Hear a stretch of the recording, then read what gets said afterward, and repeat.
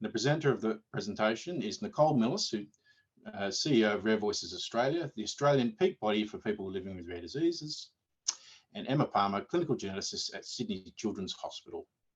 I ask Emma to share the screen. Okay, so however many times I practice this, I'm sure I'll get it wrong. So I get a thumbs up or a thumbs down if I've managed to. Woo! Okay. That's a first for me. That's fabulous. So thank you so much. And it's awesome to, as Gareth said, to hear the range of experiences and locations and backgrounds that you're joining us from, which is really what this is all about, which is sharing our common experiences and our common knowledge. So together we can get some solutions. So I'm absolutely delighted to welcome Nicole for our first session. Who's going to be talking about rare disease facts and figures. However, I was a little bit too immature because I don't think I clicked the share sound. So bear with me 1 second. I got too excited and I didn't click the little box. So I'm going to do that, make sure I've done that. Okay, am I back sharing? We've got a beautiful screenshot of some lovely forest. Oh, okay. Very relaxing. The wrong one. Okay, I was far too excited. Okay, now is that one working? Personal disclosure statement. Okay, I have no conflicts of interest or financial disclosure to declare. And handing over to Nicole to welcome you to this very first session. Thanks, Emma. Welcome, everybody. So here's my slide of my personal disclosure. And like many in the rare disease sector, I wear multiple hats. So there's some of them there. Next slide, thanks. Okay, so just before we start, let's have a quick look, overview of what we'll be doing today. So we're going to talk about why we're doing this and why we're thinking about a community of clinical practice and for rare disease. And as Emma said, we're focusing on rare disease facts and figures. But as I always say, I think sometimes we get a bit too caught on the facts and figures, and we mustn't forget the impact of those and the really important things, which are the common narratives.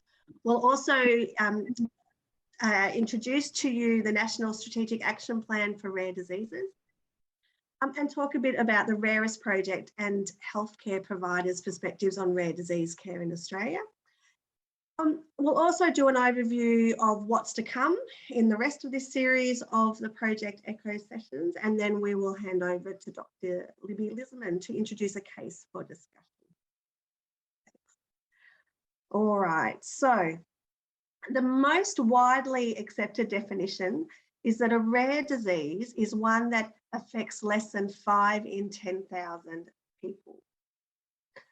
But while estimates of the number of rare diseases may vary between countries and studies, and that's because of differing definitions and challenges with data collection, it's prominently cited that there are more than 7,000 different rare diseases. And with the increasing precision of genomic technologies, it means that new diseases are being discovered regularly. And while individual diseases may be rare, the total number of Australians living with a rare disease is not. Approximately 8% of Australians live with a rare disease. So if you extrapolate that to Australians, to the Australian population of over 25 million, it equates to around 2 million Australians. What we also know is approximately 80% of rare diseases are of genetic origin. Of the non-genetic rare diseases, they include cancers, infections, autoimmune diseases. And in some cases, health professionals may assess that a person's phenotype strongly suggests the presence of a genetic condition. However, a diagnosis that explains all the symptoms is unable to be made. And this may be because the condition has not yet been discovered, and so the diagnosis is not yet possible, or because health professionals have not yet made the correct diagnosis. Next slide. So as I said at the start, there's facts and figures, but there's also narratives, and it's those common narratives that are also really important to understand. Rare diseases, like many other chronic diseases, are often serious and progressive, and they typically display a high level of symptom complexity, and they're a significant cause of ongoing health and psychosocial challenges. There is no cure for many rare diseases, and so improving the quality of life and extending life expectancy of people living with a rare disease relies on appropriate treatment and care.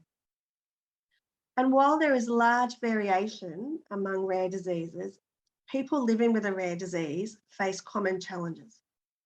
They include the struggle for a timely and accurate diagnosis, limited care and support options, and a lack of research into rare diseases, despite the recognised gaps in knowledge. And people living with a rare disease and their families often experience financial impacts, either due to out-of-pocket costs associated with the care and support, but also due to loss of income as associated with taking on a carer role.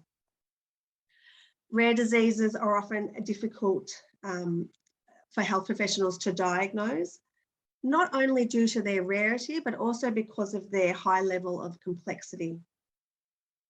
Health professionals are not typically taught about rare diseases, or at least taught sufficiently about rare diseases.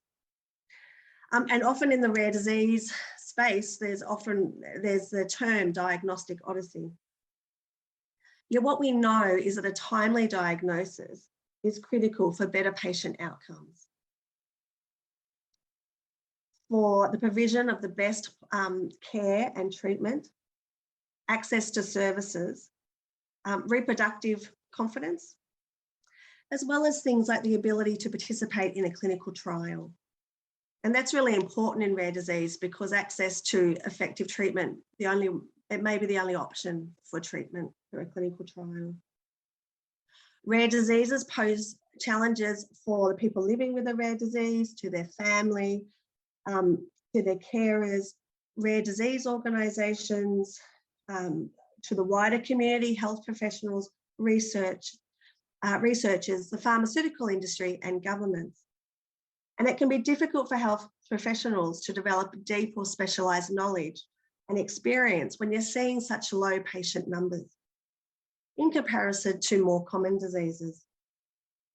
Researchers face an uphill battle to get funding to coordinate statistically robust studies. And the pharmaceutical industry interest in rare disease research and development can be low due to the relatively low demand. Next slide, thanks. So at Rare Voices Australia, or RVA, we have a saying that effective policy absolutely transforms people's lives. And certainly policy is a really strong tool to help reduce the uncertainty with rare disease. When you think about it, policy guides everything, whether that's research funding, hospital funding, around which medicines are subsidised, around which medical tests you can order, access to the NDIS, Medicare, a whole range of things. And good policy is important for consistent and equitable change and for people not to fall through the gaps. Systemic advocacy can bring about policy change, and this is and it always has been core to RVA's work. Next slide, thanks.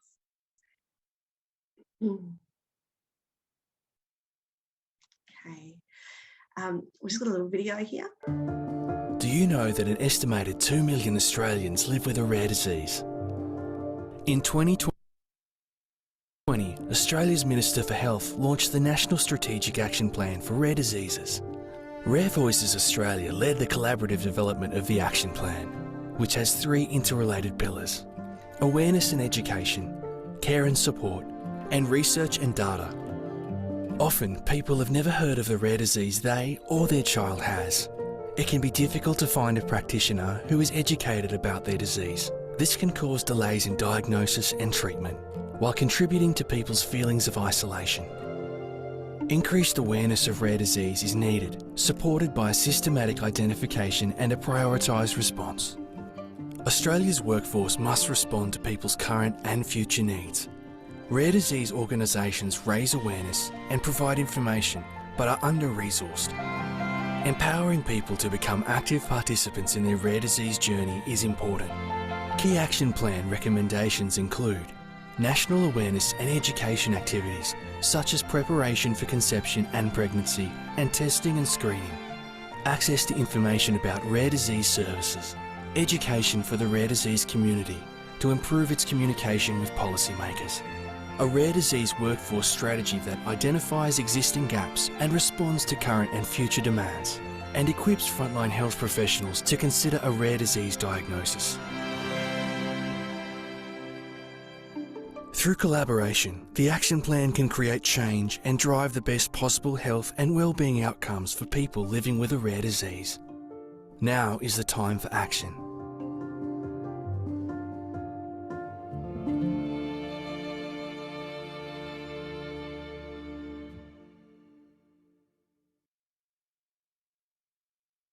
So that video was one of the resources that came out of the National Strategic Action Plan for Rare Diseases, which is really, which was launched in 2020 and is really, I guess, the Australian government's first policy framework for rare diseases. It was a plan that was very much developed by the sector for the sector and informed by a whole range of multi-stakeholder consultation. And that work was led by Rare Voices Australia on behalf of the Australian government. The plan is based on 3 pillars and they're interrelated. And you'll see, here's a summary of those 3 pillars, just with those key priorities. And you'll see there that although we've set them out just for ease really into 3 separate pillars, they are very much interrelated. And certainly feedback from our consultation was that we had to use words that made sense to everyone. So that's where the names of the pillars came from. And I think that's all from me. Am I going back to you, Emma? Yes. Thank you so much. And sorry for my, should never get me to drive some slides, but I think that was so wonderful to kick off this session, just grounding you all in where this has come from. And indeed, the action plan is directly responsible to the funding that is helping us to put together this project. So I think that's really, really key that, as Nicole said, the time for action is now. So we've got the plan, and now it's about trying to flesh that out and really think together for solutions to help patients and individuals living with rare disease across Australia. So the Rarest project is a 3-year funded project, and it's a unique collaboration, we think, between university organisations and the peak body for people living with rare disease in Australia, with Rare Voices Australia. We have 3 streams, and this is part of our outcomes for stream 2, which is around training for healthcare professionals on rare disease. But was highlighting there's another stream which has got a major focus on mental health and well-being, and I think this will recurrently come up through these sessions, but also the last stream, which is really about capacity building in the rare disease sector. And everything that we do, we have consumer engagement and is being evaluated, so we can hopefully learn lessons that we can share not only nationally but globally. Informing all of the work that we've been doing in stream 2 has been a recent survey, and many of you, thank you, filled in this survey, and we might put the link in the chat if you have any colleagues that would still like to do the survey, although Lauren might kill me, I think it may be closed. But Lauren's put together this slide, which I think is super interesting. If I can try and orientate you to it, it's kind of a take home of what we were finding from the survey. And we had 185 respondents from a range of different healthcare backgrounds. I guess part of the thing is, if you're going to fill in a survey about rare disease, you probably already have some motivation. And I think everyone that's here today has motivation and is wanting to learn more about rare disease and sees the importance. So people strongly agreed with that. But where people really found that they needed more support was that the systems where they worked needed to help facilitate them deliver rare disease care. And I think that's one of the main things we want to talk about in these sessions, is these kind of practical problem solving about how we can work within the systems that we have, as well as potentially advocate and lobby for change. So this is the idea of Rare Disease Project Echo. We can put some more links if you want to learn more about the concept, which is a really wonderful concept, I think, which is about harnessing this power of our shared collective knowledge. And that's why when we said, set off, we really want to learn more about you and hear from you and respect your contribution. And indeed, what you'll find in the next bit when Libby will do her talk is we will open the floor to you guys, and Gareth and I have to keep stum, which is really tricky for two very verbose people like us. So it's not about us coming in and filling the gaps, it's about you and hearing from you. And then we'll bring that together at the end. I also wanted just to highlight, hopefully you've received an email that was showing that the accompanying e-learning platform, which is called Rare Disease 101 Australia. And this is something that we have been adapting for the Australian context, with a lot of feedback from consumers, people living with rare disease, and our working groups to the Australian context. So far there's 2 lessons released, which is Introduction to Rare Disease and Understanding the Common Challenges. They take about 10 minutes each lesson to work through. They're quite interactive, so I'd encourage you to go back if you haven't already and have a look through those. And we'll be iteratively releasing more of those lessons to go along with the project sessions, the Project Echo sessions as we go along. So I think that is just about enough for me. I also wanted to plug that very soon there'll be the Rare Portal launched, which is another initiative that has come from the action plan, which will be available through Rare Voices Australia, and really will be an Australian landing page for rare disease, which will be so exciting. And that's the overview of the sessions. And so our next one you'll be hearing is on mental health and wellbeing, which I've already highlighted, so important. Okay, I think that's the end of so I will stop sharing.